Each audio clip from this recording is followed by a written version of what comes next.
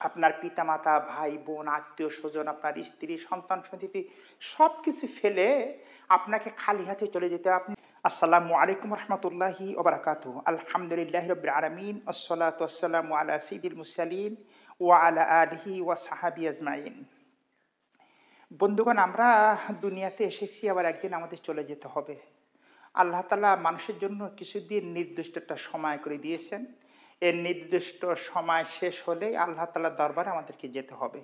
কুল্লু নাফসিন যায়িকাতুল মাউত। প্রত্যেক জীবের কিন্তু মৃত্যু আছে।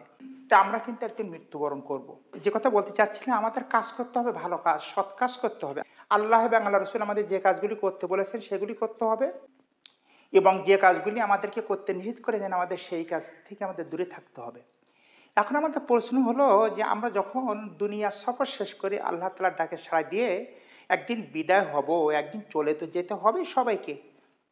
আপনার পিতামাতা, ভাই, বোন, আত্মীয়-স্বজন, আপনার স্ত্রী, সন্তান-সন্ততি সবকিছু ফেলে আপনাকে খালি হাতে চলে যেতে হবে। আপনি lakh crore, million, billion, trillion, zillion টাকার মালিক হন না কেন, সবকিছু ফেলে রেখে কিন্তু আপনাকে খালি হাতে চলে যেতে হবে। অনেক ক্ষেত্রে বলা হয় কি জানেন?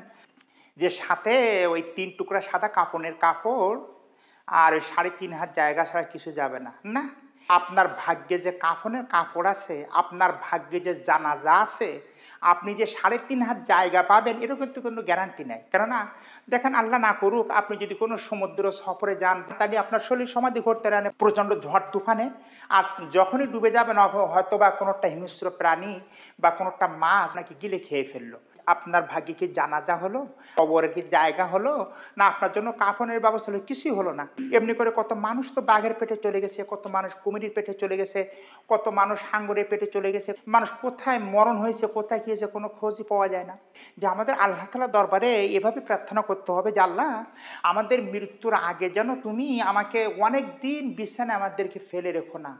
কেননা যখন কোনো মানুষ মৃত্যুর আগে বিছানায় পড়ে থাকে, বড় একটা কঠিন বিমার নিয়ে, বড় একটা অসুখ নিয়ে, তখনই এই বেচারা না পারে নড়তে, না পারে ফিরতে, না পারে কোনো কথা বলতে, না পারে কোনো কিছু। অনেক মানুষ অচেতন অবস্থায় মাসকে মাস বিছানায় থাকতেছে।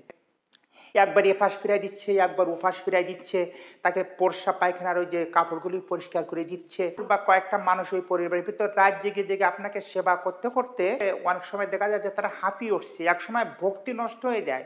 আপন পিতা হোক, আপন মাতা হোক, আপন যে হোক না কেন, অনেকদিন যাবৎ কোনো মানুষ যদি পড়ে থাকে বিছানায়, তখন তার উপরে আর কোনো ভক্তি থাকে না। তার উপরে তখন আস্তে আস্তে অনেক ক্ষেত্রে, সবারই না, আমি এমনও বাড়ি দেখেছি মানুষ মারা যাওয়ার পরে কেউ একটু কাঁদছে না, কারোর চোখে একটু পানি নেই। তার মানে তারা মনে করছে যে আজকে আমরা একটু শান্তিতে ঘুমাতে পারবো, এই কটা রাত আমরা ঘুমাতে পারিনি।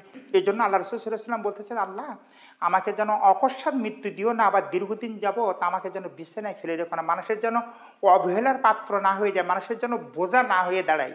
তা আল্লাহ তাআলার দরবারে আমাদের ফরিয়াদ করতে হবে, আল্লাহ তুমি আমাদের যখন দুনিয়া থেকে উঠাই নেবো, আমাদের দীর্ঘদিন বিছানায় না ফেলে মানুষের বোঝা করে যেন আমাদেরকে রেখো না। আবার আকস্মিক মৃত্যু দিও না, যাতে মানুষের অত্যন্ত কষ্ট পায়। আল্লাহ তাআলা আমাদের ভালো কাজ করার তৌফিক দিয়ে। সম্মানিত সুস্থতা মণ্ডলী, এ ছিল আমাদের আজকের ভিডিওটা ভালো লাগলে লাইক দেবেন। পরবর্তী কোনো ভিডিওতে দেখা হবে ইনশাআল্লাহ। ততক্ষণ ভালো থাকুন, সুস্থ থাকুন। আল্লাহ হাফিজ।